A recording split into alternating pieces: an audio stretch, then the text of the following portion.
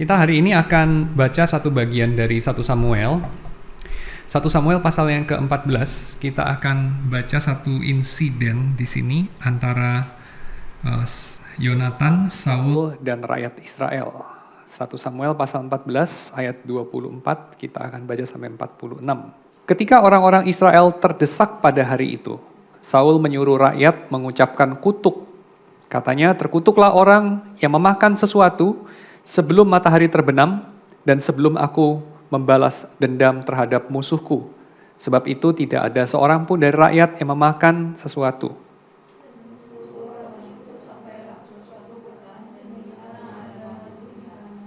Ketika rakyat sampai ke hutan itu, tampaklah di sana madu meleleh. Tapi tidak ada seorang pun yang mencedoknya ke mulutnya dengan tangan, sebab rakyat takut kepada sumpah itu. Tapi Yonatan tidak mendengar bahwa rakyat bersumpah. Ia mengeluarkan tongkat yang ada di tangannya, mencelupkan ujungnya dalam sarang madu, kemudian mencedokkannya ke mulutnya dengan tangan, lalu matanya menjadi terang lagi. Dan seorang dari rakyat berbicara, katanya, ayahmu telah menyuruh rakyat bersumpah dengan bersungguh-sungguh, katanya, terkutuklah orang yang memakan sesuatu pada hari ini, sebab itu rakyat letih lesu. Lalu kata Yonatan, ayahku mencelakakan negeri. Coba lihat bagaimana terangnya mataku setelah aku merasai sedikit dari madu ini. Apalagi jika sekiranya rakyat pada hari ini boleh makan dengan bebas dari jarahan musuhnya yang telah didapatnya. Tapi sekarang tidaklah besar kekalahan di antara orang Filistin. Pada hari itu mereka memukul kalah orang Filistin dari Mikmas sampai ke Ayalon. Rakyat sudah sangat letih lesu. Sebab itu rakyat menyambar jarahan mereka, mengambil kambing domba, lembu dan anak lembu, menyembelihnya begitu saja di atas tanah dan memakannya dengan darahnya. Lalu diberitahukanlah kepada Saul demikian, lihat rakyat berdosa terhadap Tuhan dengan memakannya dengan darahnya. Dan ia berkata, kamu berbuat khianat, gulingkanlah sekarang juga sebuah batu besar kemari. Kata Saul pula, berserak-seraklah di antara rakyat dan katakanlah kepada mereka, setiap orang harus membawa lembunya atau dombanya kepadaku, sembelihlah itu di sini, maka kamu boleh memakannya. Tetapi janganlah berdosa terhadap Tuhan dengan memakannya dengan darahnya. Lalu setiap orang dari seluruh rakyat membawa serta pada malam itu lembunya dan mereka menyembelihnya di sana. Saul mendirikan mezbah bagi Tuhan. Inilah mezbah yang mula-mula sekali didirikan bagi Tuhan. Lalu kata Saul, marilah kita pada malam ini mengejar orang Filistin dan menjarahi mereka sampai fajar menyingsing. Dan janganlah kita biarkan hidup seorang pun dari mereka. Jawab mereka itu, perbuatlah apa yang kau pandang baik. Tetapi imam berkata, marilah kita dahulu tampil menghadap Allah di sini. Saul bertanya kepada Allah, bolehkah aku mengejar orang Filistin itu? Akan kau serahkankah mereka dalam tangan orang Israel? Tapi pada hari itu ia tidak menjawab Saul. Lalu kata Saul, datanglah kemari, kamu segala pemuka rakyat, berusahalah mengetahui apa sebab dosa ini terjadi pada hari ini. Sebab demi Tuhan yang hidup, yang menyelamatkan orang Israel, sekalipun itu disebabkan oleh Yonatan anakku, maka ia pasti akan mati. Tapi seorang pun dari seluruh rakyat tidak ada yang menjawab. Kemudian berkatalah ia kepada seluruh orang Israel, kamu berdiri di sebelah yang satu dan aku serta anakku Yonatan akan berdiri di sebelah yang lain. Lalu jawab rakyat kepada Saul, perbuatlah apa yang kau pandang baik. Lalu berkatalah Saul, ya Tuhan, Allah Israel, mengapa engkau tidak menjawab hamba-hambamu pada hari ini? Jika kesalahan itu ada padaku atau pada anakku Yonatan, ya Tuhan, Allah Israel, tunjukkanlah kiranya Urim. Tapi jika kesalahan itu ada pada umatmu Israel, tunjukkanlah Tumim. Lalu didapati Yonatan dan Saul, tapi rakyat itu terluput. Kata Saul, buanglah undi antara aku dan anakku Yonatan. Lalu didapati Yonatan. Kata Saul kepada Yonatan, beritahukanlah kepadaku apa yang telah kau perbuat. Lalu Yonatan memberitahukan kepadanya, katanya, memang aku telah merasai sedikit madu dengan ujung tongkat yang ada di tanganku. Aku bersedia untuk mati. Kata Saul, beginilah kiranya Allah menghukum aku bahkan lebih lagi daripada itu. Sesungguhnya Yonatan, engkau harus mati. Tapi rakyat berkata kepada Saul, masakan Yonatan harus mati? Dia yang telah mendapat kemenangan yang besar ini di Israel, jauhkanlah yang demikian. Demi Tuhan yang hidup, sehelai rambut pun dari kepala yang tak akan jatuh ke bumi. Sebab dengan pertolongan Allah juga dilakukannya hal itu pada hari ini. Demikianlah rakyat membebaskan Yonatan sehingga ia tidak harus mati. Lalu pulanglah Saul setelah mengejar orang Filistin, dan orang Filistin itu pun kembali ke tempat kediamannya. Mari kita masuk dalam doa. Ya Tuhan, kami bersyukur kepadamu karena Engkau adalah Allah yang sudah menciptakan dunia ini, Engkau Allah yang menopangnya, dan Engkau Tuhan adalah Allah yang juga memimpinnya. Engkau memimpinnya melalui karya-karya anak-anak manusia, termasuk kami, dan terutama kami, umat-Mu ini. Kami menyerahkan setiap anak-anak-Mu ini, kiranya pada hari ini kami boleh lebih mengerti lagi bagaimana kami harus memahami kehendak-Mu. Bagaimana kami harus memahami bagaimana cara kerja-Mu dalam dunia, memimpin umat-Mu. Kami bersyukur kepadamu Tuhan karena Engkau Allah yang bukan jauh di atas sana, tetapi Engkau adalah Allah yang dekat dengan kami. Engkau adalah Allah yang lebih ingin untuk menyatakan dirinya daripada kami ingin untuk mengerti isi hati-Mu. Kiranya Tuhan, kami ini boleh menjadi umat yang diberikan iman, supaya kami boleh melihat, supaya kami boleh mengerti, supaya kami ini boleh lebih menyenangkan hati Tuhan yang sudah membeli kami dengan lunas. Terima kasih ya Tuhan, dalam nama Yesus kami berdoa. Amin. Ya, hari ini kita lihat satu insiden ya, bagaimana Urim dan Tumim dipakai pada zamannya Saul dan Yonatan. Kita tahu ceritanya tadi udah dibaca dengan singkat. Jadi ceritanya itu adalah Yonatan dan Saul sedang terdesak, tapi sebenarnya nggak kalah-kalah banget sih ya. Jadi mereka itu kan dicatat di situ, mereka mengalahkan juga orang Filistin, cuman orang Filistin nggak terlalu kalah ya. Jadi kalah sih, tapi kekalahannya tidak terlalu besar. Dan waktu mereka merasa terdesak itu, Saul memaksa rakyat untuk bersumpah supaya berpuasa, tidak makan sampai hari itu dibalaskan dendam daripada Saul. Dan yang terjadi adalah rupanya bukan rakyat yang melanggar sumpah yang dipaksakan oleh Saul itu. Sampai pada poin ini nggak dikatakan ya oleh si narator apakah Tuhan berkenan kepada perilaku Saul, yaitu memaksakan sumpah itu kepada rakyat. Ya, jadi nggak dikatakan apa-apa itu. Jadi kita nggak boleh berasumsi juga ya, karena kan nggak ngomong sama narator. Kita nggak boleh berasumsi bahwa Tuhan itu kepengen rakyat tetap puasa gitu. Ya, nggak. Karena itu yang mau kan Saul, betul ya. Dan rakyat itu kan tidak punya pilihan. Ya, dia sudah dipaksa untuk bersumpah. Sekarang mereka seperti dibikin fait accompli gitu. Jadi mereka itu merasa bersalah kalau melanggar sumpah mereka yang dipaksakan itu sama Saul. Dan narator sih tidak bilang iya, tidak bilang tidak ya, tidak pro, tidak kontra terhadap hal itu, just kayak diam-diam aja secara eksplisit ya, tidak dikatakan apa-apa mengenai Tuhan tanggapannya apa terhadap perilaku Saul, Tuhan tanggapannya apa terhadap perilaku Yonatan yang mempertanyakan dan seperti membangkang aturan daripada ayahnya di hadapan rakyat, dengan demikian kayak memerosotkan wibawa raja di hadapan rakyatnya. Narator bungkam saja, tidak mengatakan misalnya seperti kalau kita suka baca di Hakim-Hakim atau kita baca di kitab Raja-Raja ya, kan suka kita baca itu, lalu raja itu melakukan ini dan itu, dan apa yang diperbuatnya itu jahat di mata Tuhan. Kan suka ada tuh ya narasi begitu ya, komentar begitu. Tapi tidak dikatakan di sini. Jadi tidak dikatakan yang dilakukan Saul memaksa rakyat untuk bersumpah itu jahat di mata Tuhan apa tidak. Tidak dikatakan waktu rakyat menuruti sampai mereka itu letih lesu dan kemudian hampir-hampir kayak kalah berperang ya, jadi kayak menangnya itu menang, bukan menang mutlak sama orang Filistin. Juga tidak dikatakan mereka itu bodoh, sudah mengikuti saja sumpah yang dipaksakan oleh Saul, atau mereka itu baik karena mereka memegang sumpahnya, walaupun itu sumpah dipaksa tapi kan sudah terlanjur sumpah ya, jadi ya tetap harus dipegang. Nggak dikatakan apa-apa mengenai itu. Ya, jadi narator itu bungkam saja, seperti bungkamnya Tuhan juga ya, karena Tuhan dalam cerita ini kan juga bungkam. Dan bungkamnya problematik. Kenapa? Karena Tuhan bungkam pada saat ditanya. Pada saat rakyat sungguh-sungguh membutuhkan jawaban. Ya, jadi ketika keputusan itu memang harus diambil. Kadang-kadang kan kita itu nanya sama Tuhan pada saat gak lagi butuh ya, gak lagi terdesak. Benar gak? Jadi kayak orang itu nanya iseng-iseng kepada atasan gitu ya. what if, kalau begini gimana Pak, kalau begitu gimana Pak. Lalu dari what if itu dia tanya-tanya, itu dia kumpulin, dia masukin tabel, nanti kalau kejadiannya terjadi dia tinggal look up table ya, dia tinggal mengacu pada tabel. Kalau begini, terus dia udah tanya bosnya jawabannya bagaimana itu ya. Kan itu tindakannya cukup bijak juga dilakukan ya. Tapi Saul itu tanya kepada Tuhan bukan pada saat iseng-iseng gitu ya. Pada saat gak lagi dibutuhkan jawabannya. Tapi pada saat memang persoalannya sudah ada.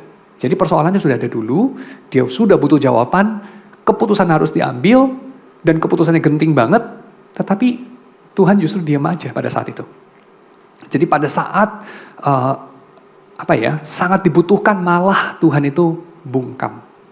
Lalu kemudian pada saat itu Saul seperti biasa resort kepada satu solusi yang memang Tuhan juga sudah tawarkan ya. Memang Tuhan itu memberikan satu contingency plan gitu ya. Jadi kayak ada, kalau it doesn't work, plan A, dia udah kasih plan B gitu. Dia udah kasih jalan alternatifnya sebenarnya Tuhan itu. Jalan alternatifnya itu adalah Urim dan Tumim. Memang udah diberikan jalan itu sejak pada zaman Musa. Dan Saul pakai itu. Ya, jadi ketika Tuhan bungkam tidak kasih jawaban, Saul memakai contingency plan Tuhan. Kalau saluran telepon yang A itu putus gitu ya, nggak ada jawaban, nggak tau lah. Pasti bukan Tuhan tidur, tapi nggak tahu kenapa, mungkin salurannya putus atau apa. Pakailah saluran B, Urim Tumim. Dan dikatakan di sini Saul mendapatkan jawabannya. Dan memang tidak dikatakan jawaban itu dari Tuhan, yang nggak ngomong secara langsung kan. Tapi dari indikasinya kita pembaca itu bisa membandingkan, karena kita pembaca dikasih tahu kan ya, sesuatu yang Saul nggak tahu. Bener nggak? Apa itu? Bahwa ini semua gara-gara Yonatan, kan gitu kan? Bahwa Yonatan melanggar sumpah yang dia sendiri katakan. Ya, jadi itu nggak dikasih tahu. Tapi again, bottom line-nya kita juga masih tetap ingat ya, tidak dikatakan apa-apa mengenai Tuhan itu berkenan apa tidak berkenan mengenai ini. Jadi Tuhan tuh totally silent di dalam passage ini. Tapi yang pasti adalah dari sudut pandang rakyat, kita tahu bahwa yang dilakukan Yonatan itu lebih problematik dari yang dilakukan Saul. Benar nggak? Saul memaksakan rakyat untuk berpuasa. Efeknya itu cuma rakyat jadi lapar, hipoglikemi, jadi lemes. Jadi kemenangannya itu seperti tidak bisa maksimal. Tetapi Yonatan itu memakan madu, walaupun cuma sedikit, lalu kemudian melanggar sumpahnya jadinya, itu seperti langsung ada konsekuensinya. Konsekuensinya Tuhan langsung kayak silent treatment gitu ya, Tuhan langsung kayak bungkam, tidak balas WA lagi dia, ya, ghosting in a way. Jadi kayak dicuekin rakyat pada saat membutuhkan jawaban. Seperti di hadapan rakyat itu benar-benar ini lebih problematik. Dan ketika Saul kemudian resort kepada Urim dan Tumim, digambarkan di sini Saul itu sebagai raja yang adil. 2 kali dia mengatakan walaupun itu Yonatan dia harus mati. Ya, tapi dia juga nggak buru-buru itu menuduh itu Yonatan. Ya, dia mengatakan itu saya kira adalah untuk menegaskan komitmen dia, yaitu kalaupun Yonatan, saya tidak segan-segan untuk menghukum dia mati. Tapi kemudian percobaan dari Urim dan Tumim itu menunjukkan bahwa di antara Saul atau Yonatan dan rakyat, ternyata yang kena itu Saul dan Yonatan. Dan bahkan Saul sampai pada extent ini, kalaupun saya yang kedapatan sebagai yang menyebabkan Tuhan itu bungkam, maka saya akan bersedia juga untuk mati. Ya, tetapi kemudian tidak didapati bahwa itu Saul, didapati itu Yonatan. Dan Saul mengatakan lagi ya, menegaskan untuk 2 kalinya bahwa dia akan menghukum mati Yonatan.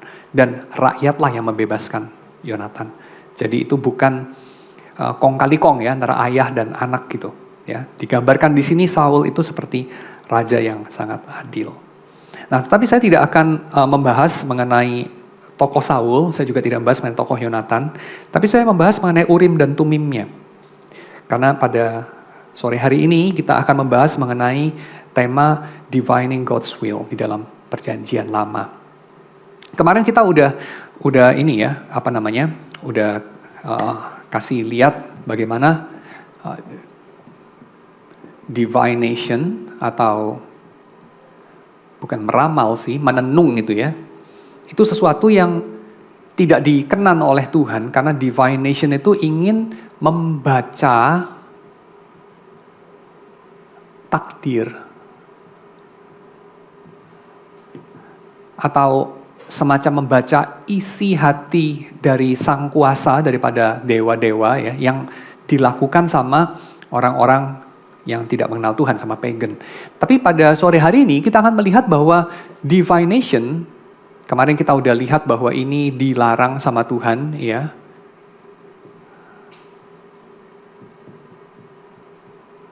Tapi ada sisi yang lain, yaitu sesuatu semacam divination ini diberikan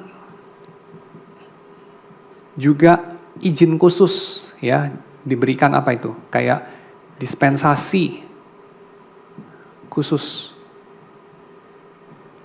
oleh Tuhan sebagai semacam contingency plan.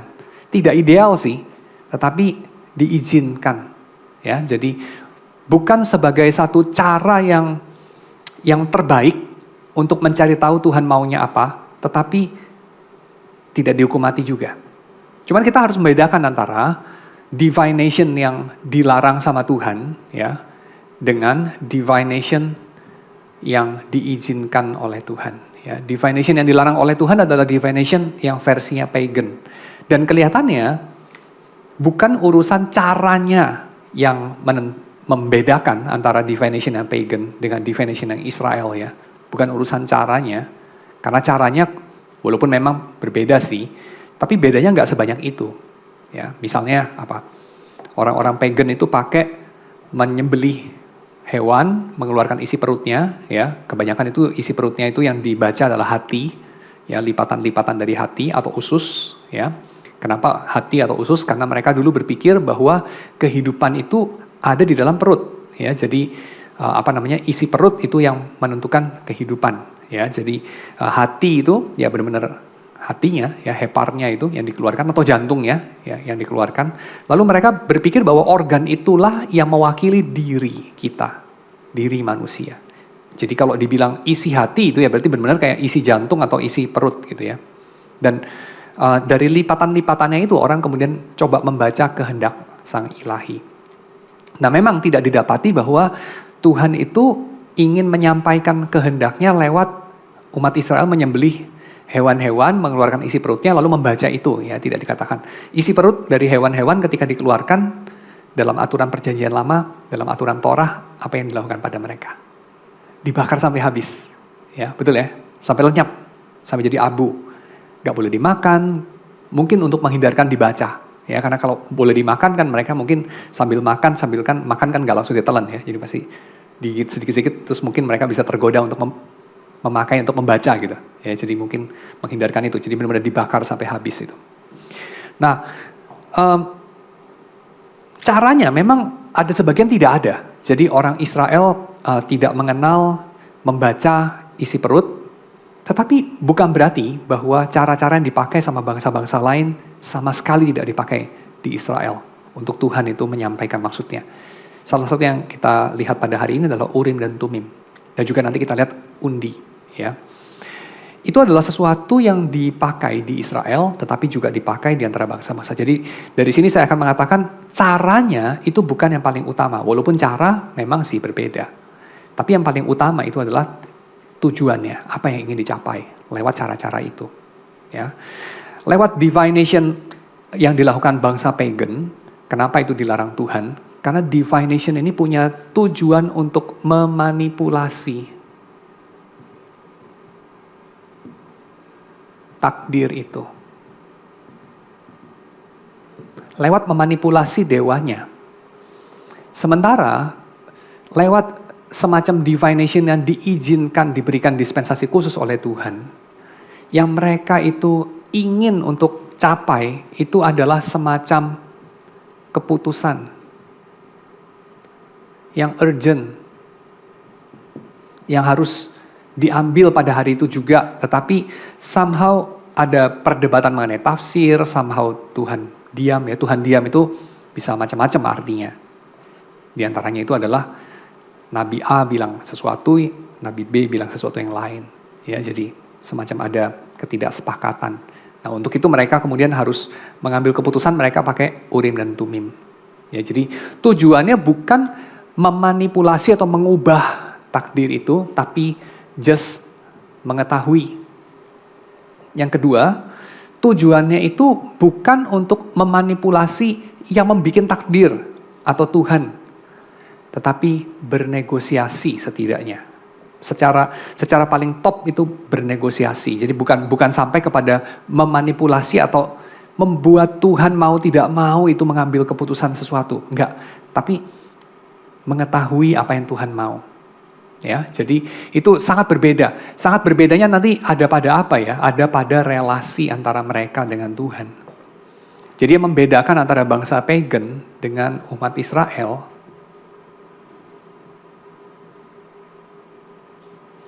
itu bukan terutama kebutuhan dari masing-masing umat ini, baik umat kafir maupun umat Israel. Enggak, kebutuhannya sih kurang lebih sama ya. Orang-orang kafir, orang-orang Israel kebutuhannya ya apa? Makanan, keamanan, kebutuhan sosial. Sama ya kurang lebih kan? Manusia kebutuhannya sama kan? Bener gak sih? Kamu sama orang beragama lain kebutuhannya sama nggak?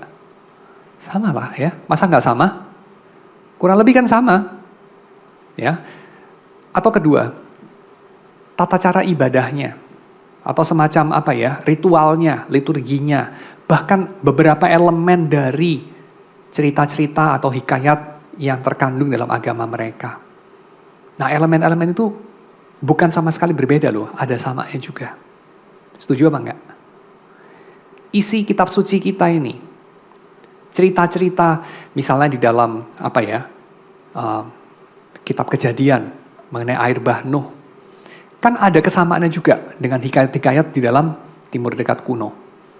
Jadi isinya dalam artian bentuknya, dalam artian itu apa ya, elemen-elemen yang terkandung itu bukan sama sekali berbeda, ada samanya, tapi ada sesuatu yang membedakan sekali. Yang membedakan adalah cara bagaimana itu dipakai, ya, cara bagaimana dipakai. Jadi umat Israel dan umat pagan kebutuhannya kurang lebih sama. Tetapi Tuhan ingin menyampaikan sesuatu yang berbeda karena Dia adalah Tuhan yang berbeda daripada dewa-dewa kaum pagan. Dan relasi antara kaum pagan dengan dewanya berbeda dengan relasi antara umat Israel dengan dewanya. Kemarin kita udah banyak membahas mengenai perbedaannya di mana. Perbedaannya adalah kaum pagan itu punya relasi sama yang memberi takdir itu ya, paling atas ini dewa-dewa mereka ini. Relasinya itu relasi dagang. Jadi relasinya ini seluruhnya yang terjadi melalui ini adalah relasi transaksi.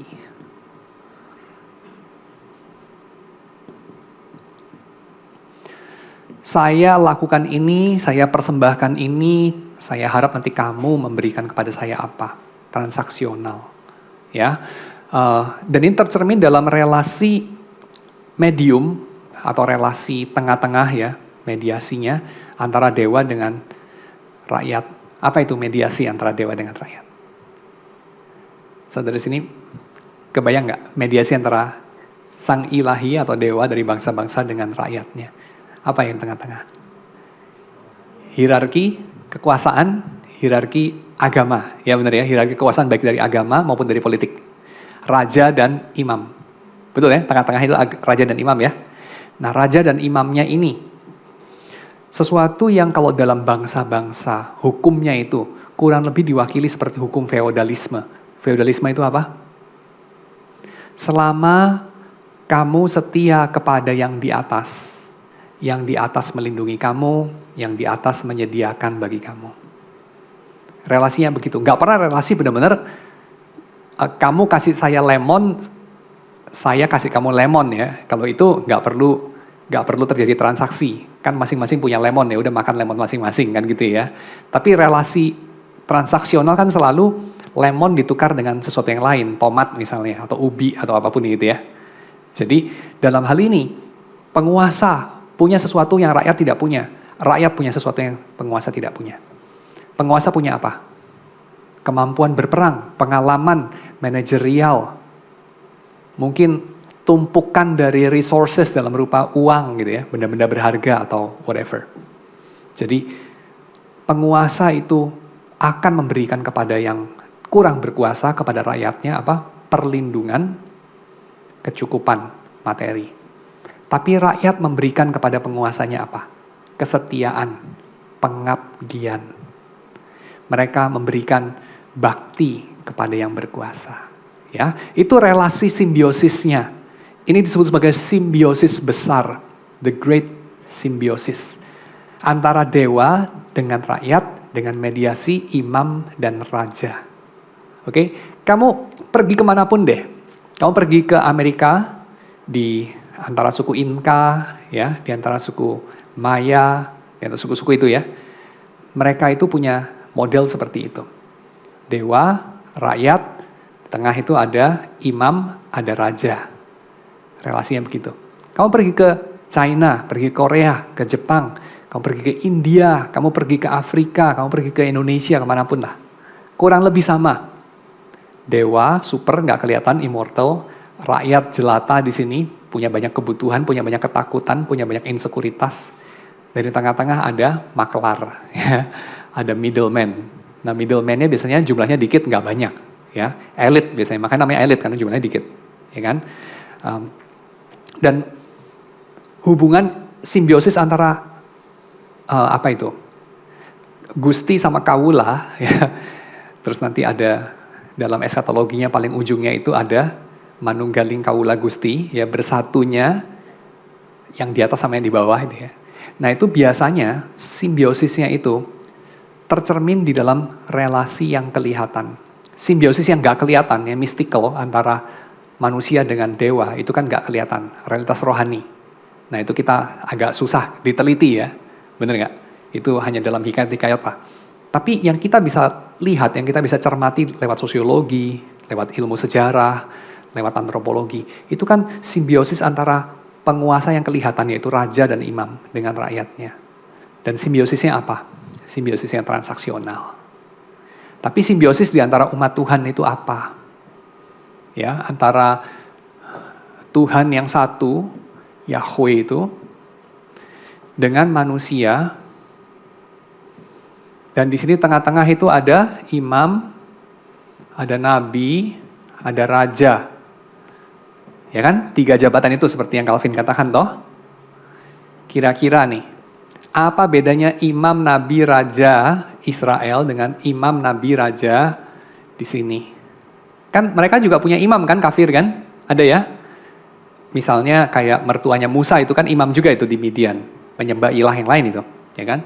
Lalu mereka juga ada semacam nabi-nabinya. Nanti kita lihat itu di dalam perjumpaannya Elia sama 400 nabi Baal itu kan. Nabi-nabi Baal ya kan? Ya. Lalu juga mereka punya raja. Nah di sini ada rakyat. Nah relasi antara dewa, imam, raja di sini juga sama nih, ya. Relasi dari ini ke sini susah kelihatan. Tapi kita bisa lihat, mencermati ini. Kita juga bisa lihat ini. Dan kalau kita amati sangat berbeda dan justru di situ kontrasnya. Karena para imam, nabi, raja daripada Baal, Asyera, ya, bangsa-bangsa timur dekat kuno yang lain dengan rakyat. Relasinya itu relasi transaksional. Sementara di sini ada relasi yang sifatnya kasih. Dan di dalam kasih itu ada apa? Kasih itu definisinya sederhana ya. Kasih itu definisinya adalah menginginkan yang baik bagi yang lain. Kalau yang ini sih, rakyat apa menginginkan yang baik bagi imam? Not really. Imam apa menginginkan yang baik bagi rakyat? Not really. Dewa apa menginginkan yang baik bagi manusia? Not really. Manusia apa menginginkan yang baik bagi dewa? Not really. Iya nggak sih? Kalau pada bangsa-bangsa asing, bangsa-bangsa non-Israel, rakyat itu relasinya sama dewa tuh apa sebenarnya? Relasi takut tapi butuh. Ya nggak sih? Takut tapi butuh. Relasi mereka sama politisi, sama raja itu apa? Sama, takut tapi butuh. Ya, takut tapi butuh, cinta dan benci. Tapi cintanya itu bukan cinta sama yang lain. Cintanya itu cinta sama pemberiannya. Kan gitu. Ya, jadi samalah sebetulnya, transaksional. Tapi di antara umat Tuhan, mereka menginginkan yang baik bagi yang lain. Rakyat menginginkan yang baik bagi raja. Raja menginginkan yang baik bagi rakyat. Rakyat menginginkan nama Tuhan dipermuliakan. Tuhan menginginkan supaya rakyat bisa flourish. Raja menginginkan rakyat itu juga demi Tuhan, karena dia dipercayakan sesuatu oleh Tuhan. Jadi ada relasi yang bukan demi diri sendiri. Kalau di sana, tiap-tiap elemen itu, baik dewa maupun makelarnya, maupun rakyatnya, semua itu demi diri sendiri. Bener nggak? Rakyat kenapa sih setia sama raja? Soalnya tanpa raja kita lemah. Maka mendingan nyetor pajak daripada kita itu menghidupi hidup yang seperti di dalam istilah dari Thomas Hobbes, nasty, brutish, and short. Ya, hidup yang nasty, brutish, and short dalam Leviathan. Thomas Hobbes katakan mengenai kehidupan sebelum ada negara. Ya, kehidupan sebelum ada peradaban. Seperti apa itu? Kehidupan yang tidak baik lah ya, penuh ketidakamanan karena tiap orang itu ingin merampas dari sesamanya. Ya, kehidupan yang brutal seperti digambarkan dalam novel Lord of the Flies gitu ya. Anak-anak kecil ditaruh di satu pulau sendiri terus kemudian langsung bikin suasana setiap anak berperang melawan anak yang lain. Kayak banyaklah dibikin di reality show soal survival lah gitu ya. Model begitu. Nah, daripada begitu ya mendingan kita menyerahkan seluruh senjata kita kepada raja, dia punya monopoly of violence, kira-kira begitu. Kita bisa kuat gitu. Ya. Nah, artinya apa? Rakyat itu tunduk sama raja ya kan ada maunya lah. Ya, dan raja itu melayani dalam arti itu memberi, melindungi, memimpin rakyat dalam perang. Kenapa? Ya karena dipenuhi maunya. Demikian dengan dewa. Ya, dewa memberkati ya karena dia butuh manusia untuk melayani dia supaya dia nggak usah kerja, dalam hikayat Timur Dekat kuno seperti itu. Tapi di dalam Torah, dalam kisah penciptaan sama sekali nggak seperti itu. Tuhan itu nggak butuh manusia. Tanpa manusia Tuhan tuh nggak kurang makan. Makanya ditekankan berulang-ulang gitu ya. Waktu dedikasi tempelnya Salomo itu kan ada ucapan itu ya. Tuhan itu tidak butuh persembahan karena dia nggak lagi lapar gitu ya. Dan sebetulnya seluruh bumi ini juga miliknya Tuhan. Tuhan nggak harus terima kasih kepada siapapun kalau dia menerima persembahan lembu, kambing, domba dan segala macam itu. Karena semua juga miliknya dia. Jadi relasi yang sangat berbeda antara Tuhan, imam, raja, nabi dengan rakyat Israel dibandingkan dengan dewa-dewa, imam, raja, nabi dari bangsa kafir. Ya, sangat berbeda. Dan ini menyebabkan ketika kita memahami bagaimana Tuhan itu mengizinkan untuk sementara divination dalam perjanjian lama. Izin dia itu diberikan bukan sebagai kompromi. Jadi bukan kompromi dia itu kayak kasih umat Israel itu boleh mirip-mirip dikit sama bangsa kafir itu, bukan ya.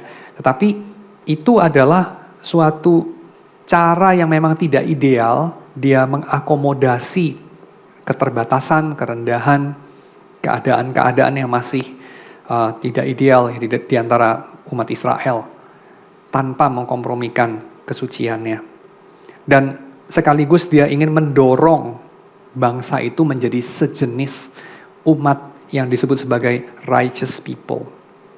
Jadi righteous people, ini tujuan yang sama sekali tidak ada di dalam bangsa-bangsa kafir ya. Bangsa-bangsa kafir itu mereka tidak memimpikan menjadi being, embody satu righteousness apapun ya, enggak ya.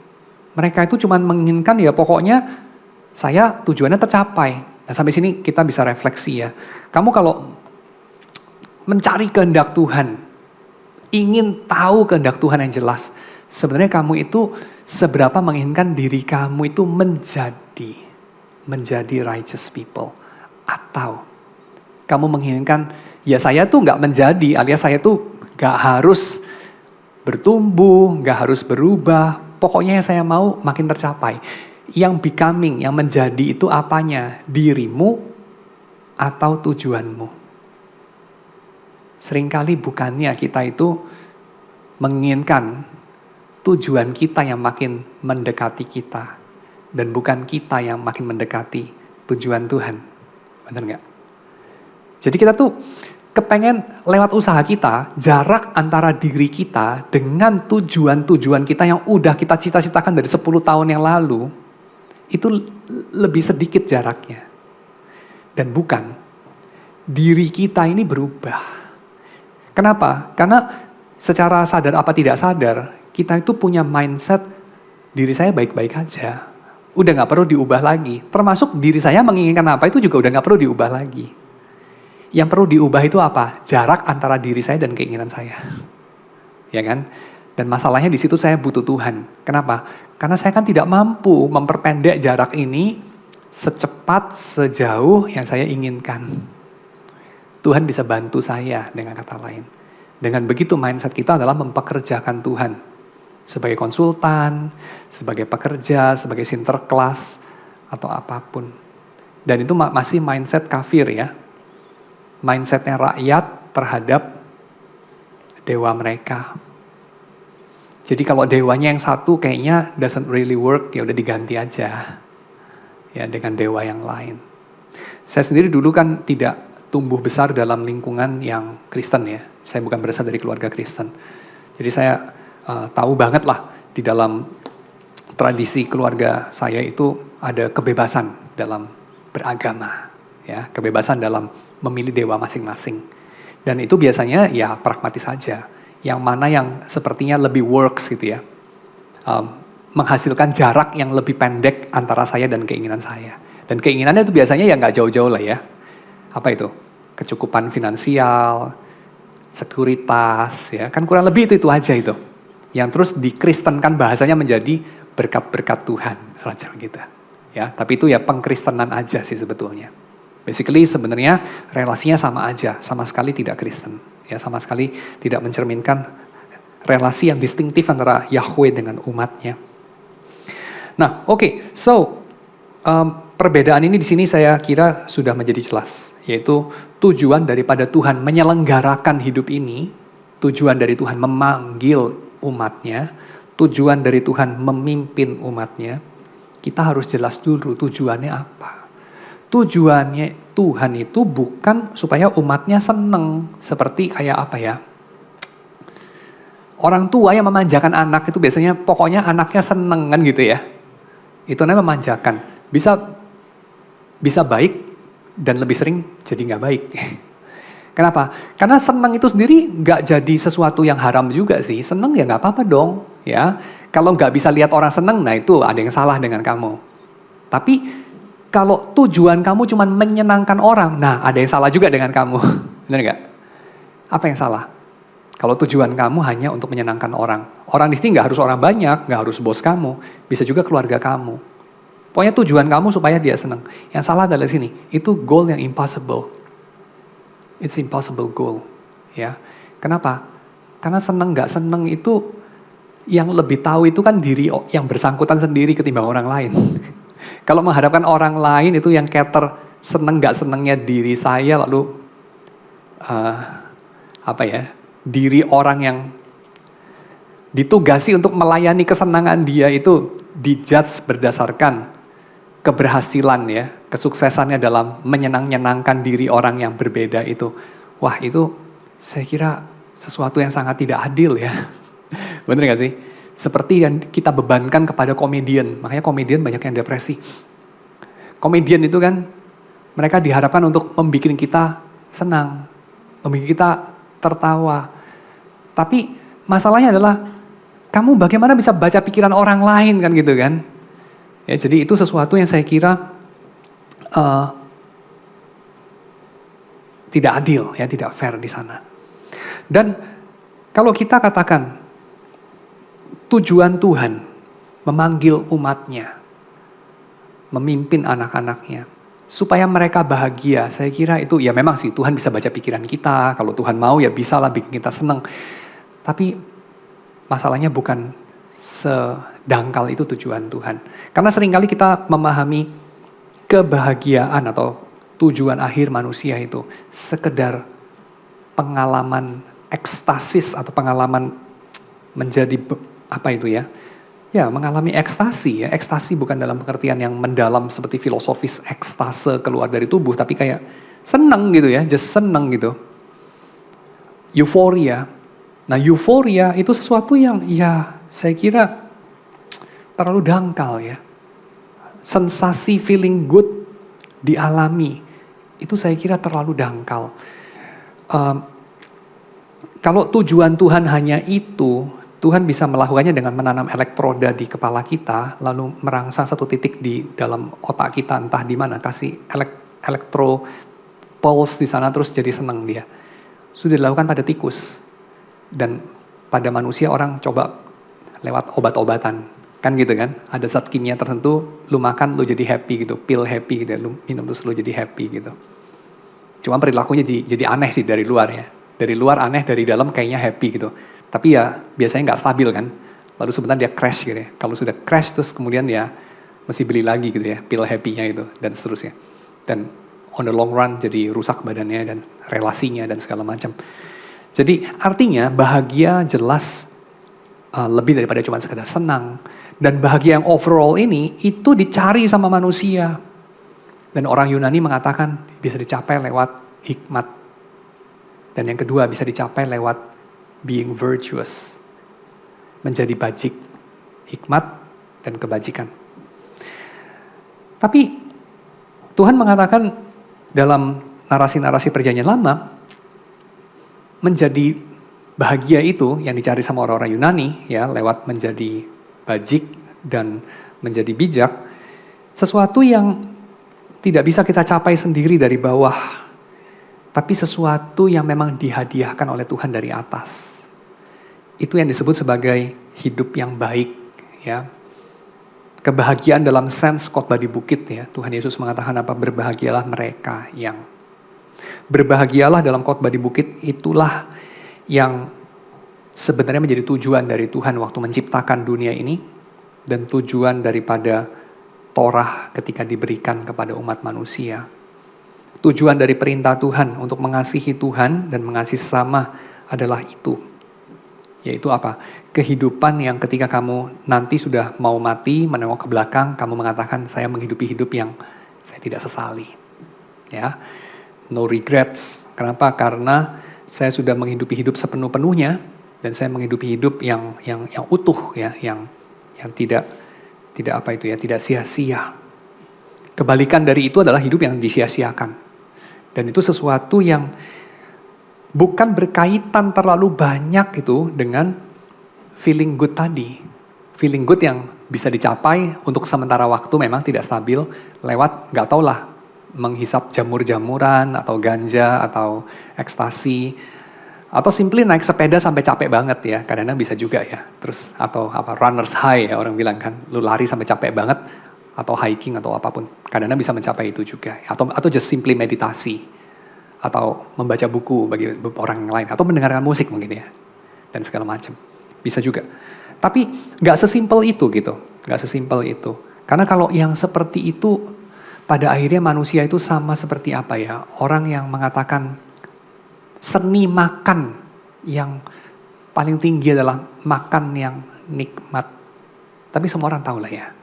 Sensasi nikmat di lidah itu bukan klimaks dari seluruh bisnis yang namanya makan, kuliner. Benar gak sih? Karena kalau itu benar, gak perlu ada seni bikin kuliner yang sophisticated itu, lu beli aja Indomie mie goreng gitu, udah cukup begitu. Karena kayak udah paling dikulik di sini sana gitu ya. Waktu kamu makan bumbunya itu udah paling gurih gitu, udah paling enak gitu. Jadi pasti bukan itu gitu. Bukan itu. Jadi seluruh hidup ini paling maksimal akan tercapai itu bagaimana? Saya kira orang-orang Yunani sangat mendekati apa yang dikatakan Alkitab di sini. Cuman mereka berusaha mencapai dari bawah. Ya, mereka tidak terlalu ada konsep pemberian dari atas.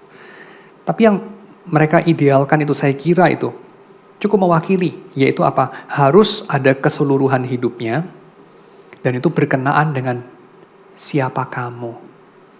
Ya, bukan cuma berkenaan dengan kamu mengalami apa, atau kamu memiliki apa, atau kamu dipandang apa sama orang lain. Tapi at your very core, diri kamu yang paling inti, kamu itu siapa? Apa kamu punya virtue, apa tidak? Ya, kamu punya keutamaan atau kebajikan itu atau tidak. Ya, apakah kamu orang yang mencapai itu lewat bijaksana apa tidak. Dan sampai di sana saya kira itu ada konvergensi antara Alkitab sama Helenisme ya. Dan di sini saya mau highlight apa?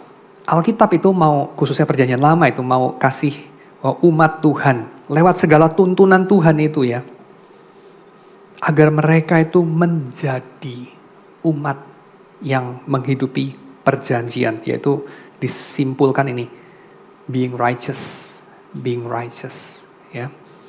Jadi umat yang righteous itu adalah umat yang menghidupi hukum, dan hukum itu ya isinya perjanjian antara Allah dengan umat Israel.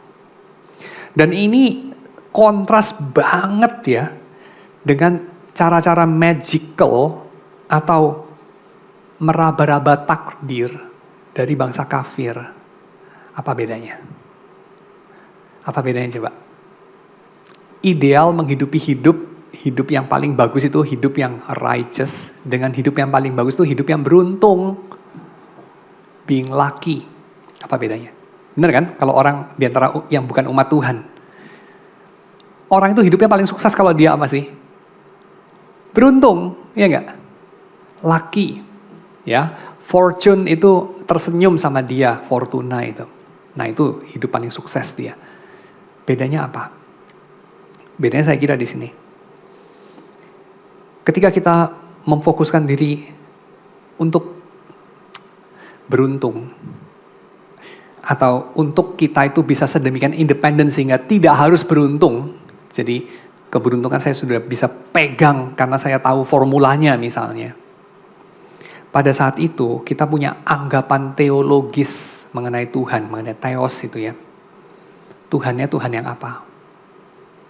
Bandingkan dengan kalau fokus kita adalah being righteous people, setia kepada covenant.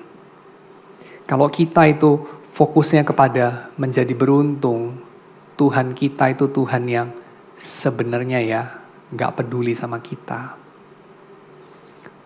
Tuhan yang kita itu butuh keberuntungan dalam hidup ini. Dan kita itu kayak takut kalau Tuhan mentakdirkan sesuatu yang menakutkan.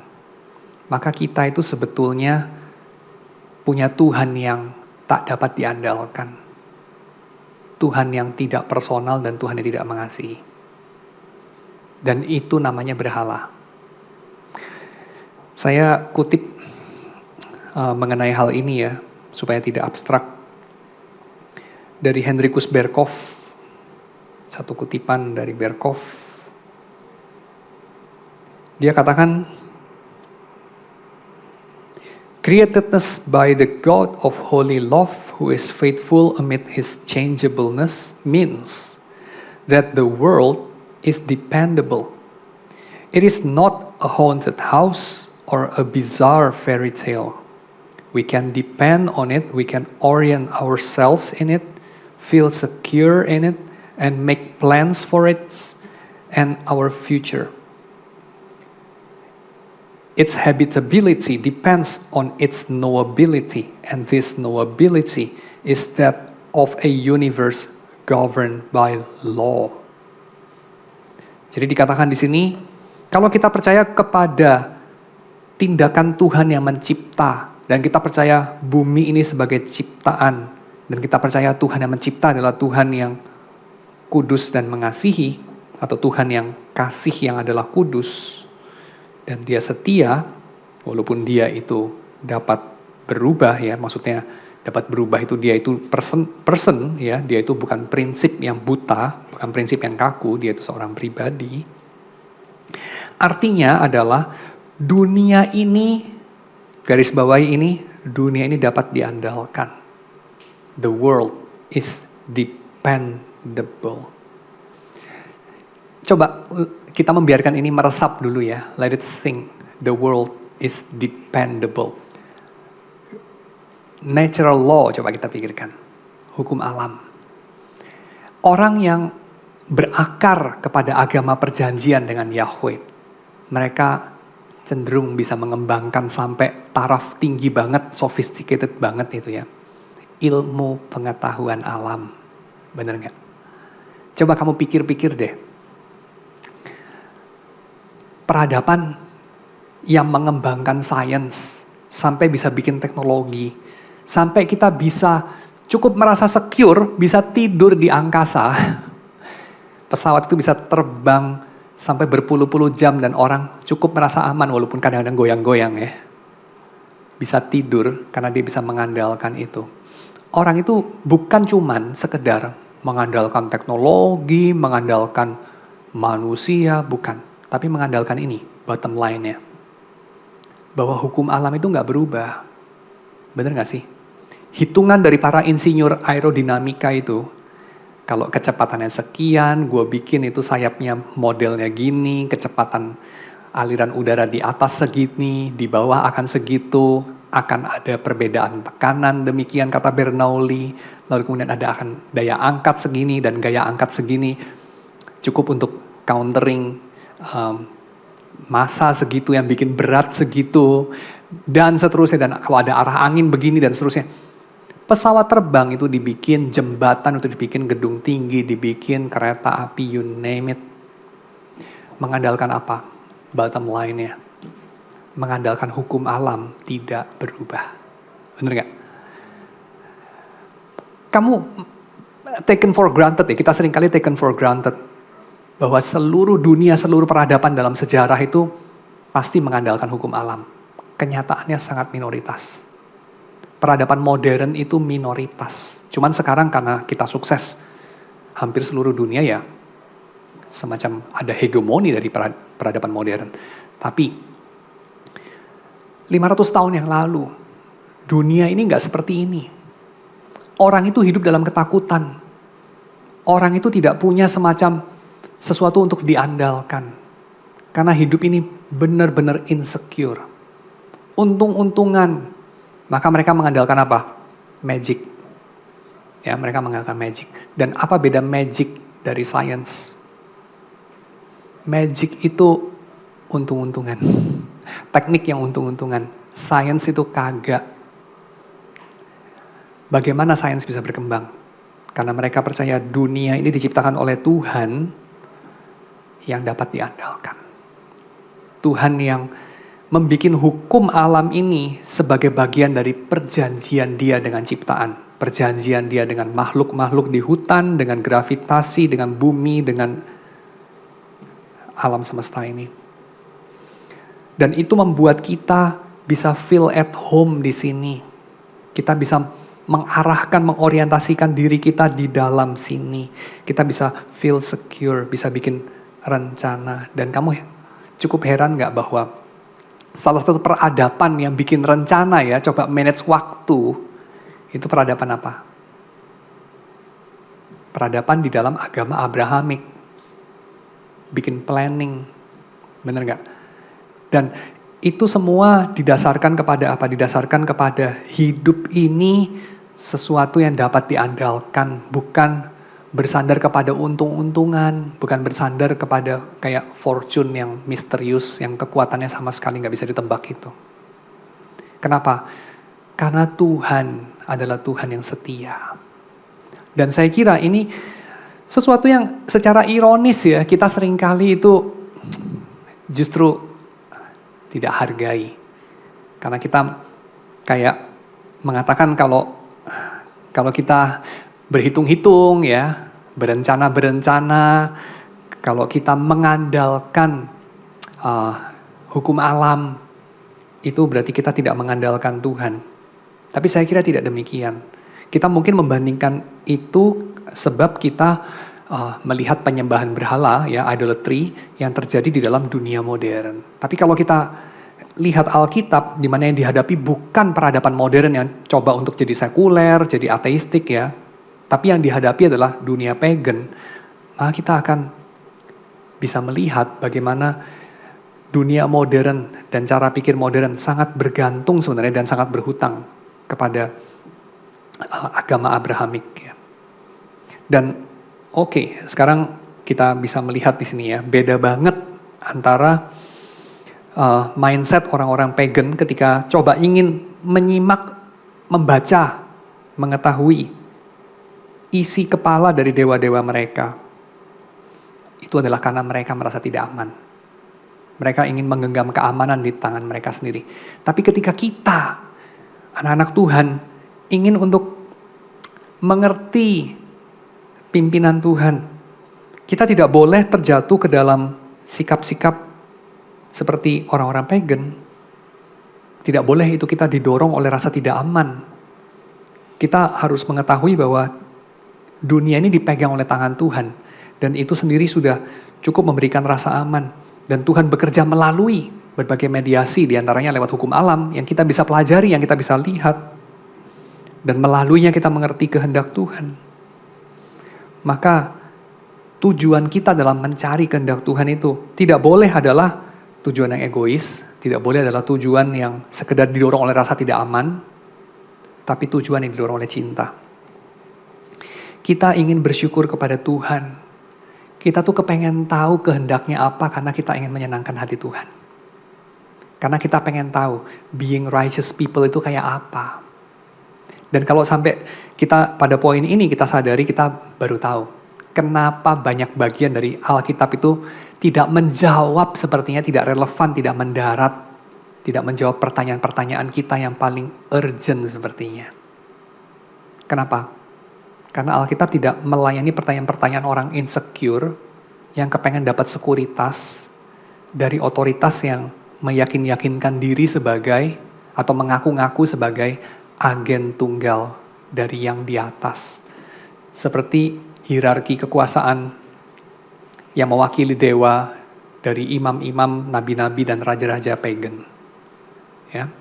Tetapi kita ini, anak-anak Tuhan, kita punya rasul-rasul, nabi-nabi, pengajar-pengajar, gembala-gembala, yang adalah teman-teman kita, rekan-rekan kita,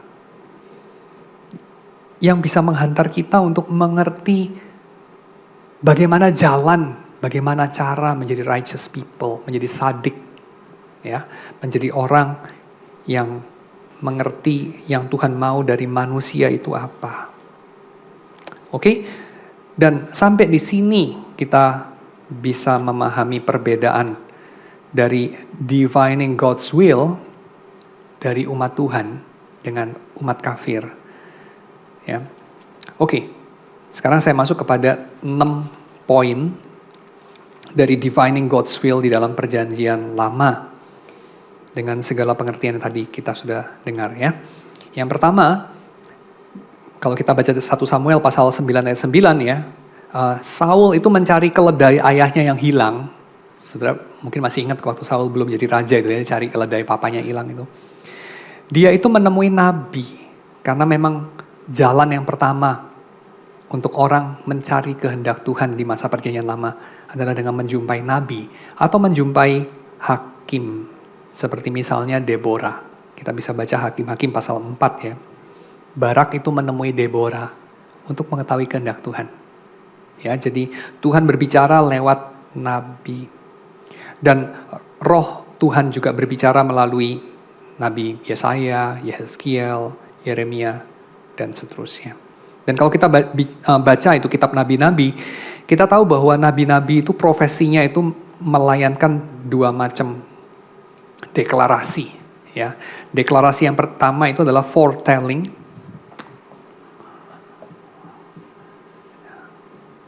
Dan sampai di sini seperti mirip dengan fortune telling, tapi saya kira sangat berbeda. Karena walaupun sama-sama mengenai masa depan, ya, dan kita seringkali mengatakan soal nubuatan nabi itu. Hanya mengenai itu ya. Yaitu mengenai foretelling. Yang seperti fortune telling. Tapi saya jelaskan dulu bedanya apa. Fortune telling itu seringkali ambigu. Supaya memang dirancang untuk apa? Supaya kalau benar bisa diklaim, kalau salah bisa lari. Si fortune tellernya ya. Kan begitu ya. Apa itu horoskop lah apa segala macam. Sengaja ambigu gitu ya.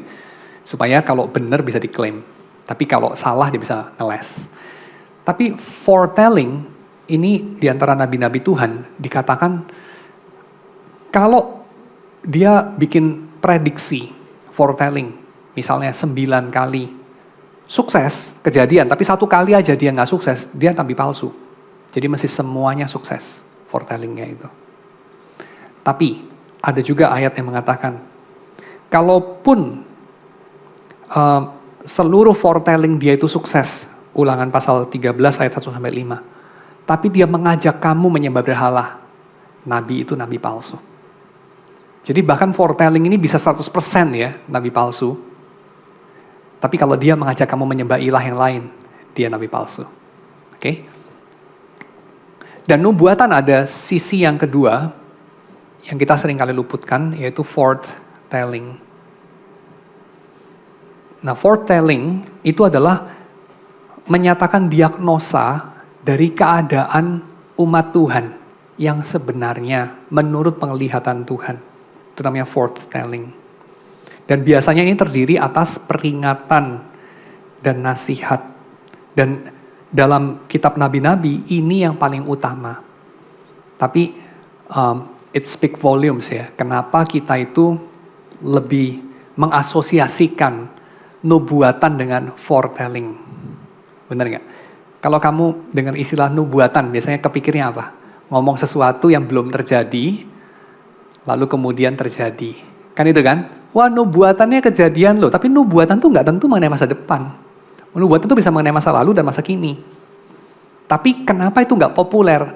Padahal dalam PL itu lebih banyak. Kalau baca isi kitab nabi-nabi, bagian future tellingnya itu, foretellingnya itu nggak terlalu banyak. Nggak sebanyak foretellingnya. Tapi kita itu kenapa ya asosiasinya nubuatan itu selalu yang cuman future-nya itu. Ini bukan bicara mengenai kenyataan dalam Alkitabnya. Ini bicara mengenai anxiety kita. Karena kita adalah orang-orang anxious. Yang kepengen kepastian. Makanya buat kita, foretelling itu lebih appealing. Ya, makanya lebih nempel ke kita nubuatan, oh ya foretelling. Padahal itu porsinya lebih sedikit. Ya, tapi oke. Jadi firman Tuhan itu didapatkan lewat apa? Lewat nabi-nabi. Tapi nabi, ingat ada yang palsu. Dan nabi itu palsu apa enggak? Bukan hanya dinilai dari seluruh nubuatannya terbukti apa tidak. Itu juga yang sering kali kita highlight. Padahal itu juga bukan paling utama. Karena dalam Ulangan pasal 13 ayat 1-5. Walaupun semua nubuatannya terjadi. Tapi dia mengajak menyembah ilah yang lain. Dia juga nabi palsu. Dan nabi yang paling ultimat dalam perjanjian lama ya tentu saja Musa ya. Musa. Yang kemudian nanti kita lihat nabi-nabi yang lain tuh ya mewakili atau menjadi satu pengganti dari Musa aja. Nanti yang paling ultimat ya Yesus ya. Cara yang kedua, jalan yang kedua, Urim dan Tumim. Nah ini yang kita tadi baca ya, Urim dan Tumim. Itu sudah diatur oleh Tuhan dalam Keluaran pasal 28 ayat 30. Dan ini sesuatu yang harus dibedakan dari bertenung dalam Ulangan pasal 18 ayat 10. Ya, kalau Ulangan 18 ayat 10 itu kita katakan bertenung itu sesuatu yang dilarang Tuhan. Tapi dalam Keluaran 28 ayat 30 memakai Urim dan Tumim itu justru disuruh oleh Tuhan. Ya. Tetapi ini adalah sesuatu yang hanya dilakukan pada saat-saat Tuhan itu hanya saat-saat keadaannya itu jalan buntu, tidak ada cara lain. Ya. Jadi bukan cara paling ideal. Dan ini pun tidak 100% reliable. Ya. Seperti nanti kita lihat dalam 1 Samuel 28 ayat ke-6. Ya, tidak 100% reliable alat ini. Alat ini pelan-pelan juga tidak dipakai dan pemakaiannya setelah pembuangan, setelah Israel pulang dari pembuangan hanya dicatat 1 kali saja, yaitu ketika Ezra memakainya untuk menentukan asal muasal dari para imam, dari antara rakyat sekembalinya mereka dari pembuangan, ya Ezra pasal yang kedua. Jadi Urim dan Tumim, ini alat untuk divining God's will dalam perjanjian lama yang diizinkan. Yang ketiga, undi kudus. Nah, undi kudus ini dicatat dalam Yosua pasal 18 ayat 6, ya. Juga Kejadian pasal 49, ya. Yosua itu mencatat undi ini dipakai untuk membagi-bagi wilayah. Jadi suku apa dapat wilayah apa dan segala macam. Tapi undi ini ternyata juga bukan alat yang satu-satunya, ya, karena undian dalam Yosua 18 itu ternyata cocok sama nubuatan dari Yakub dalam Kejadian 49, ya. Jadi itu sesuatu yang hanya mengkonfirmasi. Dalam kitab Nahum pasal 3 ayat 10 juga dicatat penggunaan undi untuk membagi-bagi jarahan dari Israel. Lalu juga 1 Samuel 10 memilih raja, ya, Raja Saul itu dipilih lewat undi. Dan terakhir kita mendengar mengenai undi dipakai di antara umat Tuhan adalah sebelum Pentakosta. Dan ini penting menurut Bruce Waltke. Kenapa? Karena para rasul memakainya dalam Kisah Rasul 2 sebelum Pentakosta untuk memilih siapa? Kisah Rasul 1 maksud saya, untuk memilih Matias, ya, memilih Matias. Jadi dan ada 2 catatan. Yang pertama, Matias itu memang kepilih, ya, lewat undi, tetapi Matias tidak disebutkan namanya lagi pada bagian-bagian Kisah Rasul setelahnya. Jadi seperti tidak terlalu menonjol, ya. Dan oke, ini kita bisa katakan juga, tapi rasul yang lain kan juga tidak terlalu dicatat, ya. Misalnya kayak Thomas dan apa, kiprahnya bagaimana kan tidak terlalu dicatat juga dalam kitab suci. Jadi ya oke. Tapi ada yang kedua yaitu apa? Mereka memakai undi itu adalah sebelum Pentakosta. Saya kira ini poin yang lebih penting, ya. Sebelum Pentakosta. Karena setelah Pentakosta, Tuhan itu sudah menggenapkan sesuatu janjinya sehingga semua yang lain itu seperti tidak penting. Ya, semua cara-cara yang lain tuh jadi tidak relevan lagi. Oke, tapi ini kita loncatin aja. Kita masuk kepada jalan yang keempat. Jalan yang keempat itu adalah mimpi. Nah, ini seringkali kita juga masih ini, ya, angkat-angkat pada zaman kita. Mimpi itu dalam perjanjian lama dicatat dalam Kejadian pasal 37, ya, mimpinya Yusuf, Hakim-Hakim 7, mimpinya Gideon, ya. Lalu Daniel dikasih visi juga mimpi, Daniel pasal 7. Lalu juga kita tahu raja-raja kafir juga mendapatkan mimpi, jadi bukan hanya umat Tuhan. Tuhan tuh kasih mimpi juga kepada orang agama lain, makanya kadang-kadang kita dengar kesaksian orang agama lain bilang, saya ngimpi ketemu Yesus, atau saya ketemu Tuhan gitu, ya, dan segala macam. Kita jangan buru-buru bilang, wah itu pasti lu ketemunya setan gitu, ya. Jangan buru-buru bilang gitu. Walaupun juga jangan buru-buru bilang iya, oh iya Yesus ya titip salam apa dia sama gue gitu, ya, dan jangan buru-buru juga. Tapi jangan buru-buru menolak itu. Kenapa? Karena dalam perjanjian lama memang Tuhan bisa berjumpa dengan mimpi kepada bangsa kafir. Ya, jadi Abimelek kan orang kafir. Demikian dengan Nebukadnezar dan Firaun. Tuhan tuh berjumpa sama mereka, bicara sama mereka lewat mimpi. Ya, jadi Tuhan bicara lewat mimpi, baik kepada umatnya maupun bukan kepada umatnya. Jadi siapa kita mengatakan Tuhan tidak bicara lewat mimpi. Tuhan bicara lewat mimpi, tapi bukan cara yang ideal. Ini bukan cara yang paling mewakili lah, ya, bagaimana dia berkomunikasi dengan kita. Jadi saya kira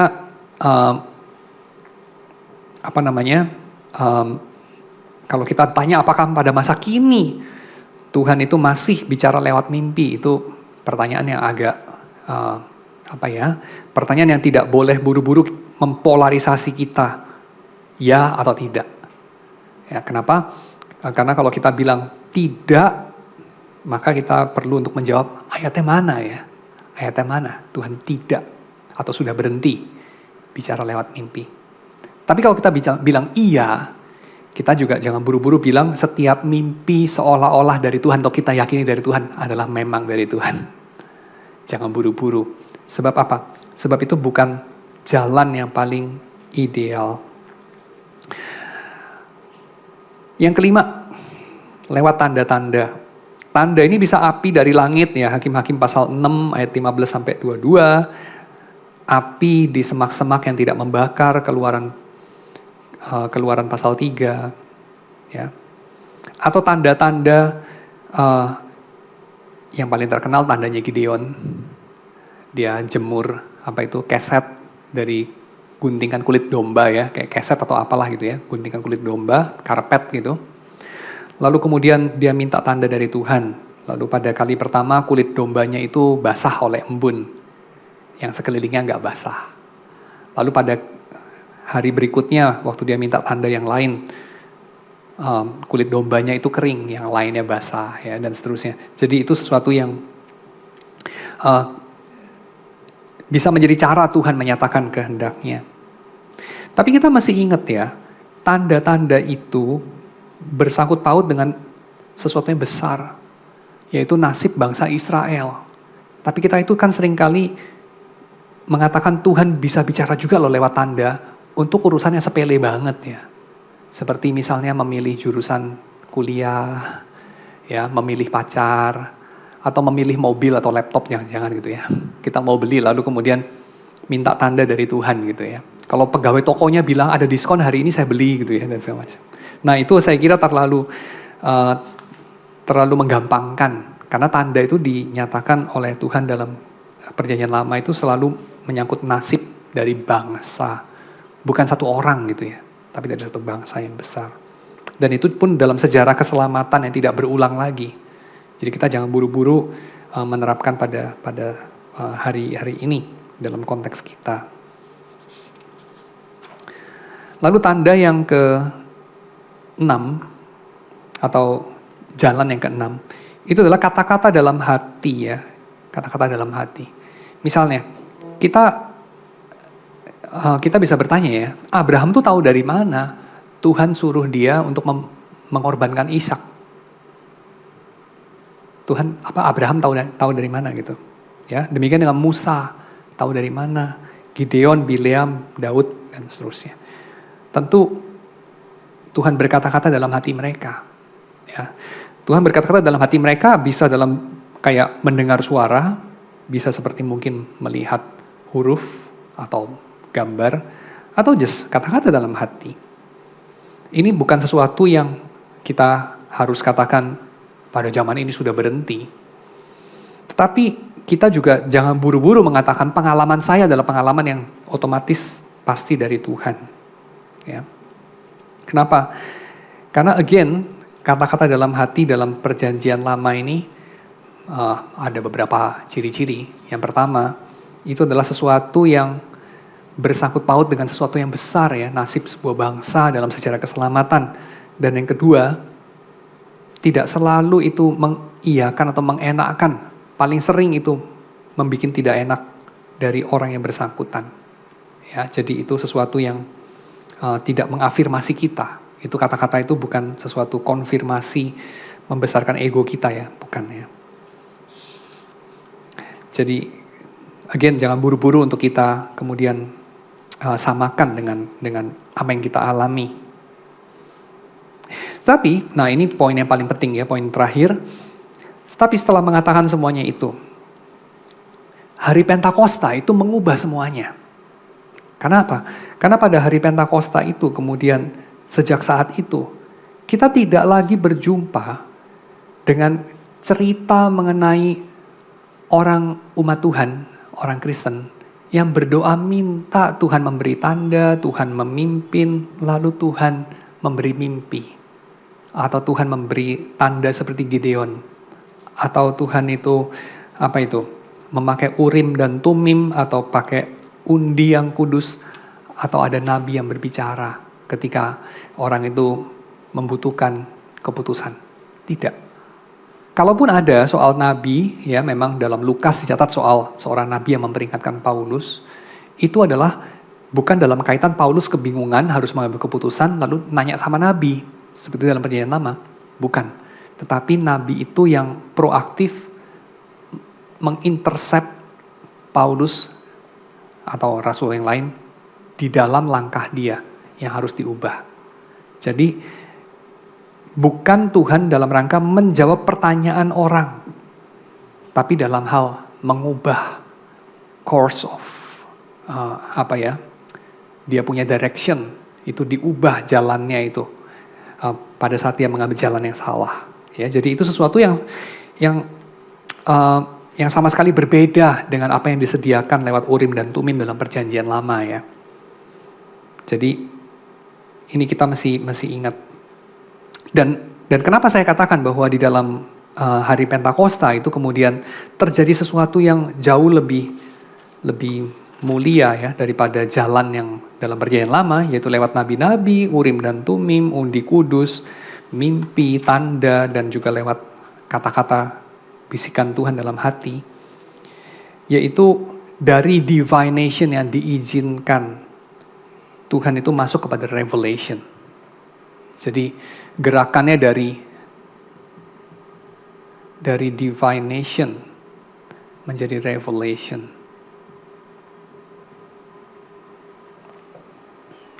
Kalau apa bedanya ya? Bedanya divination itu sangat bergantung dan dimulai dari kebutuhan lokal, dari kebutuhan kontekstual, dan seringkali kebutuhan egois. Saya punya problem, Tuhan menjawab kebingungan saya. Tapi problem lu emangnya penting? Nah itu lupa ditanya tuh seringkali. Seberapa penting sih problem lu? Ya penting buat lo. Tapi seberapa penting dibandingkan kayak 8 miliar manusia lain gitu ya. Nah, kita suka kalau mau jawab dengan jujur ya emangnya gue peduli kan gitu ya. Emang gue pikirin 8 miliar manusia yang lain gitu. Bodoh-bodoh Tuhan ya, 8 miliar yang lain juga gue gak pikirin. Nah tetapi revelation itu tidak dimulai dari kebutuhan lokal dan egois kita. Revelation itu dimulai dari Tuhan sendiri. Dan karena Tuhan tidak egois, ya, to begin with kan dia tidak butuh apa-apa, maka apapun yang Tuhan kerjakan itu adalah demi yang lain. Tuhan adalah kasih, sehingga apapun yang dia kerjakan adalah demi yang lain. Dalam hal ini demi ciptaan. Maka revelation itu sesuatu yang sangat berbeda sifatnya dari divination, walaupun itu divination yang diizinkan oleh Tuhan. Ya, nah oke. Jadi ini mencerminkan perbedaan antara umat Israel dengan gereja, dan umat Israel di sini perbedaan antara ya umat Israel dan gereja dengan umat kafir, ya. Tapi sekarang saya masuk kepada perbedaan umat Israel dalam Perjanjian Lama dengan gereja apa? Umat Israel dalam Perjanjian Lama dipimpin terutama oleh hukum Tuhan. Nah, ini sesuatu yang baik ya, karena hukum itu kan menyingkapkan kehendak Tuhan, kata Calvin. Tentu ini hal yang baik. Tetapi kalau kita baca Yehezkiel ya, khususnya itu kalau kita baca Yehezkiel pasal 36, kita tahu bahwa dalam masa perjanjian baru yang akan terjadi pada saat Yehezkiel ini membicarakannya ya, tapi belum terjadi pada saat dia menubuatkan ini. Tapi akan terjadi, dikatakan, kamu akan kuberikan hati yang baru, dan roh yang baru di dalam batinmu, dan aku akan menjauhkan dari tubuhmu hati yang keras, dan kuberikan kepadamu hati yang taat, rohku akan kuberikan diam dalam batinmu, dan aku akan membuat kamu hidup menurut segala ketetapanku, dan tetap berpegang pada peraturan-peraturanku, dan melakukannya. Di sini, tidak terlepas dari hukum, karena memang perjanjian baru tidak meng-cancel perjanjian lama. Ya. Pentakosta tidak meng-cancel Sinai. Sinai, Tuhan memberikan hukum di atas loh batu. Dalam hari Pentakosta, Tuhan energize hati manusia untuk mencintai hukum-hukum Tuhan dan melakukan hukum Tuhan. Bukan dari luar, tapi dari dalam. Kita dipimpin oleh roh, sehingga setelah Pentakosta, kita tidak menjumpai umat Tuhan itu mencari-cari kehendak Tuhan seperti bahkan dalam perjanjian lama. Walaupun di dalam perjanjian lama pun sebenarnya sudah sangat berbeda dibandingkan dengan di dalam umat kafir. Ya, oke. Jadi kita adalah umat perjanjian baru yang dipimpin Tuhan lewat rohnya dari dalam. Dan kita dipimpin untuk mengasihi Allah keluar dari dalam batin kita. Jadi hari ini kita sudah belajar mengenai bagaimana Tuhan memimpin umatnya dalam perjanjian lama dengan mengizinkan cara-cara untuk semacam divining God's will, cuman dengan cara yang khas, gak sama dengan divining God's will di antara orang kafir, ya. Tetapi kita sebagai umat perjanjian baru punya jalan yang lebih baik lagi, yaitu kita diberikan firman yang menjadi daging, yaitu Yesus, dan kita diberikan Roh Kudus yang bisa memimpin kita mencintai yang Tuhan kehendaki, yang diungkapkan lewat huruf-huruf hukumnya, sehingga kita mentaati hukum itu, kita bukan mentaati karena takut, karena menginginkan sesuatu Tuhan berikan, tapi karena mencintai Tuhan. Pak, saya masih belum paham yang tadi Bapak mengkontraskan antara perjanjian lama, rather than menjawab pertanyaan manusia yang biasa ditunjukkan di perjanjian lama, di perjanjian baru Tuhan bekerja dengan change the course. Maksudnya tadi kayak Holy Spirit, itu saya masih belum nangkap bagaimana itu kontras satu dengan yang lainnya. Mungkin lebih ke yang perjanjian baru. Maksudnya Tuhan tidak menjawab secara langsung pertanyaan manusia itu. Kenapa itu diidentikan dengan perjanjian lama, padahal misalnya di Ayub sendiri juga kan dia banyak punya discourse personal dengan Tuhan yang juga tidak dijawab sampai sekian waktu gitu. Terus juga tadi contoh di 1 Samuel kan juga Tuhan gak langsung jawab gitu. Terus maksudnya yang perjanjian baru saya nangkep sih mungkin lebih ke Holy Spirit-nya itu bekerja secara personal gitu ya Pak, di setiap person to person gitu, atau gimana ya Pak? Oke, ya, thank you pertanyaannya, klarifikasinya. Jadi begini, dalam perjanjian baru, menurut Waltke, saya setuju dengan Waltke, dalam perjanjian baru, Tuhan ketika semacam menyatakan kehendaknya lewat nabi, menyatakan kehendaknya lewat tanda, lewat cara-cara supernatural, dia itu menyatakan secara negatif. Jalan lu udah salah, jangan lewat situ. Itu yang dilakukan. Dalam perjanjian lama, bukan hanya itu. Dalam perjanjian lama ada, saya tidak katakan selalu, tapi ada, dan seringkali sebagai respon atas permintaan orang, Tuhan tunjukkan jalan. Apakah kami harus pergi berperang apa tidak? Tunjukkan jalan. Apakah ini orangnya atau bukan sebagai Raja Israel? Tuhan tunjukkan jalan. Kami harus ambil keputusan apa dalam kekeringan ini? Nah, lalu kemudian Tuhan tunjukkan jalan lewat apa itu? Perkataan nabi, lewat tanda ajaib, lewat macam-macam. Tapi dalam perjanjian baru enggak loh. Jadi kalaupun ada Tuhan menunjukkan jalan lewat nabi, lewat tanda, lewat mimpi, itu korektif. Tidak ada yang direktif, katanya Waltke. Saya juga sejauh ini belum ketemu yang kontra dengan itu sih, dengan yang dikatakan Waltke, bahwa tidak ada yang direktif, hanya ada yang korektif.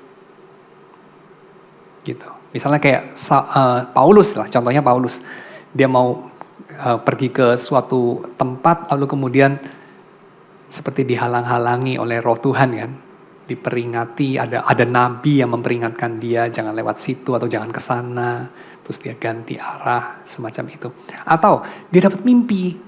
Pernah kan ada Paulus dapat mimpi, orang Makedonia ngawe-ngawe datanglah ke sini gitu kan. Paulus lagi cari ilham nggak waktu dapat mimpi itu? Tuhan kasih saya ngimpi, saya mau penginjilan kemana lagi nih, udah habis ide nih, kayaknya udah kelilingin semua daerah sini. Terus Tuhan kasih ngimpi, woi Makedonia belum woi. Enggak kan? Paulus bukan lagi dalam rangka cari wangsit gitu, bukan. Jadi itu, jadi lebih ke korektif, bukan direktif dalam artian yang diminta manusia. Nah kalau divining itu kan manusia minta, Tuhan berespon. Kan itu. Berarti bisa nggak Pak karena kan kalau di perjanjian lama itu God's revealing will-nya masih yang parsial karena dalam bentuk laws ya. dan juga imam dan nabi yang sebagai moderator. Tapi kalau di perjanjian baru dan yang sampai sekarang ini karena semuanya udah muncul ya Pak, God's revealed itu yang tadi Bapak Ibu bilang tentang revelation itu ya udah semua dengan kedatangan Kristus, kemudian kelanjutannya, kemudian saksi-saksi yang sudah menyebar ke seluruh dunia sehingga Injil itu udah diberitakan dan itu udah cukup ya Pak. Jadi istilahnya 6 poin nubuatan itu udah nggak terlalu esensial lagi untuk kita depend. Betul, walaupun bukan kita terus, memang tidak ada bukti bahwa itu udah sis gitu ya, udah berhenti sama sekali, itu nggak ada bukti itu. Tapi kalau kita lihat trennya secara global, secara keseluruhan, udah makin nggak ada kebutuhannya. Bukan karena imam, raja, dan nabi udah nggak ada, tapi karena kita semua udah jadi raja, imam, dan nabi. Seperti panggilan kita dari semula. Panggilan manusia dari semula memang adalah raja, imam, dan nabi. Setiap manusia. Tiap kita imago Dei. Kan itu. Tapi dalam masa-masa setelah kejatuhan, raja, imam, dan nabi ini sempat jadi kaum elit aja gitu. Tapi sekarang enggak lagi. Karena apa? Karena ya kita adalah imamat yang rajani, bangsa yang kudus, milik kepunyaan Allah sendiri, katanya Petrus, ya kan? Itu. Ya, oke. Menjawab ya. Jadi pertanyaan diskusinya apa?